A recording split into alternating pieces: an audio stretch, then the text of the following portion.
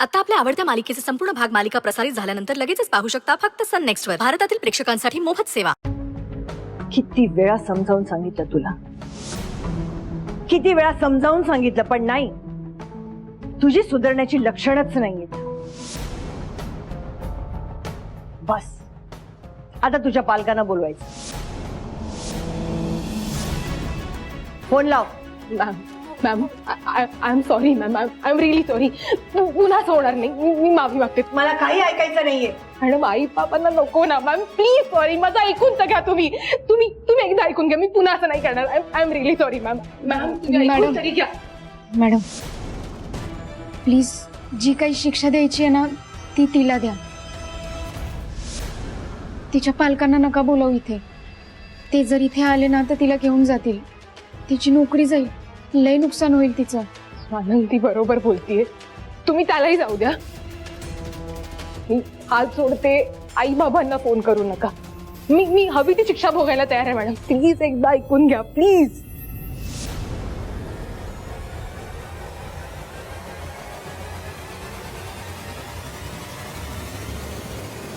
माणूस इतका कोरड्या मनाचा कसा का असू शकतो? अरे लग्नाची बायको आहे मी. माझ्या शब्दाला किंमत नाही ती नाहीच, पण स्वतःच्या पोटच्या पोराची पण काळजी नाही. कोण कुठला तो अनाथ पोरगा, त्याचा मात्र सतत पुळका. माझ्या मुलाच्या प्रत्येक गोष्टीत त्याला वाटेकरी होताना मी पाहिलंय. हे काहीला हे सोपं असतं, आणि तरीही वाईट कोण? शालिनीच. आता नाही करणार. एक दिवस मणी या घराचा मालक झाला आणि आम्ही आश्रित झालो ना, की मग डोळे उघडतील यांचे. सुजित, तू मला समजवायला आलासलास तर माझा मूड नाहीये. प्लीज आत्ताच जा इकडनं. मॅडम सुजित नाही, मी आहे मणी. आता काय आहे तुझं?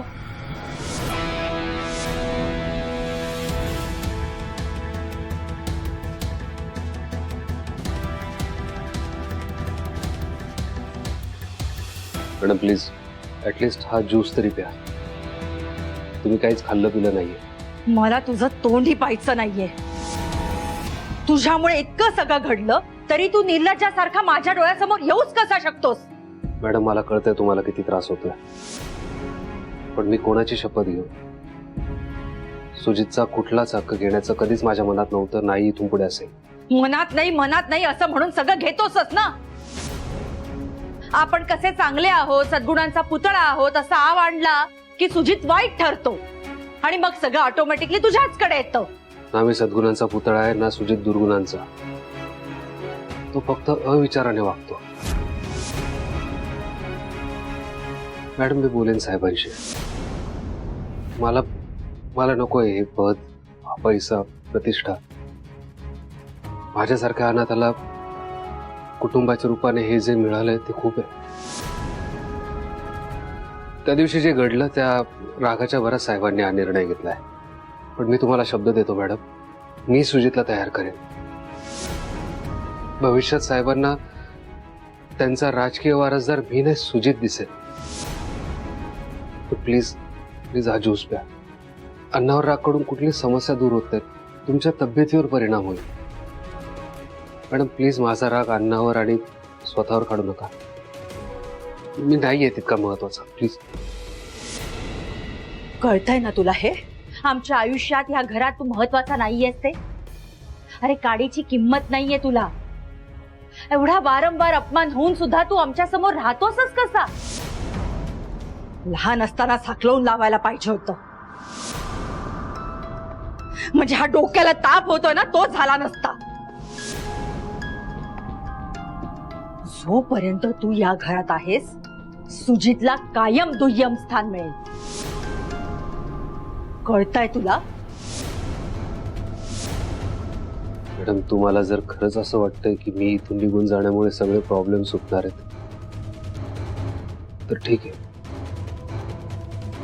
मी तुमची ही इच्छा पूर्ण करेन. आजवर तुम्हाला बरं वाटावं म्हणून मी कायम धडपडत राहिलो. कधीतरी माझ्या वागण्यामुळे तुम्हाला आनंद होईल म्हणून मी काय काय नाही केलंय. मला आज कळतंय की माझ्या निघून जाण्यामुळे तुम्हाला आनंद होणार आहे. मॅडम, मी तुमची ही इच्छा पूर्ण करेन. तुमचा आनंद मी हिरावून घेणार नाही मॅडम. आजपर्यंत ह्या घराने मला खूप काय दिलंय. त्याची परतफेड करण्याची संधी मिळतीये तर जाऊ देणार नाही.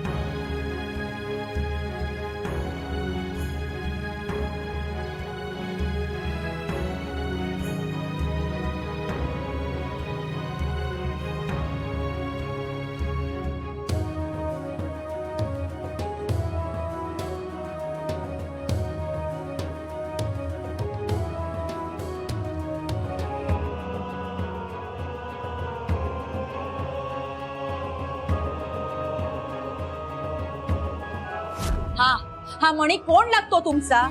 देवळात न उचलून आणलेला मुलगा. ह्याची जागा तुम्ही ह्याला देताय? मणी तुम्हाला प्रिय असेल, पण मला माझ्या मुलाव्यतिरिक्त कोणीही प्रिय नाही.